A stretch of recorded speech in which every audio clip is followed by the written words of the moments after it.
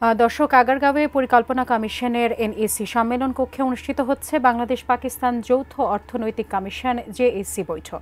সেখানে আছেন আমাদের সহকর্মী মাহাদি সেকেন্দার। বিস্তারিত জানতে সরাসরি যুক্ত হচ্ছি তার সঙ্গে। মাহাদি, এই মুহূর্তে বৈঠকের কি অবস্থা, আমাদেরকে বিস্তারিত জানাবেন।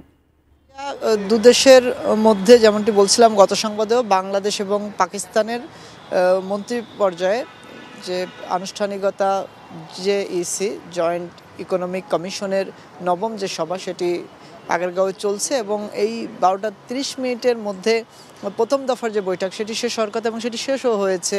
এবং কিছুক্ষণের মধ্যেই গণমাধ্যমের সাথে বাংলাদেশের পক্ষ থেকে কথা বলবেন অর্থ উপদেষ্টা, আমরা সে প্রত্যাশাই করছি। এবং তিনি বিস্তারিত এই যে মিটিংটি হলো, কি সমঝোতা চুক্তি স্বাক্ষর হলো, সেসব বিষয়ে আমাদেরকে তুলে ধরলে আমরা আসলে জানতে পারবো এবং আপনার মাধ্যমে জানাতে পারবো যে বাংলাদেশ এবং পাকিস্তানের মধ্যে অর্থনৈতিক, বাণিজ্যিক, কৃষি সহ অন্যান্য যে বিষয় আছে সে সকল বিষয়ে কতটা অগ্রগতি এবং দীর্ঘ 20 বছর পর এই যে জয়েন্ট মিটিং, সেটি এই কমিশনের মাধ্যমে দুই দেশের সম্পর্ক উন্নয়ন, কূটনৈতিক সম্পর্ক উন্নয়নের ক্ষেত্রে কি কি উদ্যোগ গ্রহণ করা হলো, সে সকল পদক্ষেপ নিয়েও আসলে বিস্তারিত তুলে ধরলে আমরা সেসব বিষয়ে জানতে পারবো। তবে এখন পর্যন্ত আমরা যেটা জানতে পেরেছি সেটি বাংলাদেশ এবং পাকিস্তানের মধ্যে সমঝোতা স্বাক্ষরের মধ্যে বাণিজ্যিক সম্পর্ক উন্নয়নের বিষয়কে গুরুত্ব দেওয়া হয়েছে এবং একই সাথে যেহেতু দীর্ঘদিনের সম্পর্কের টানাপোড়েন, সেটিকে নতুনভাবে উন্নয়নের মাধ্যমে অর্থনৈতিক যে সুবিধা রয়েছে উভয় দেশের, সেই সুবিধাগুলো কাজে লাগানোর মাধ্যমে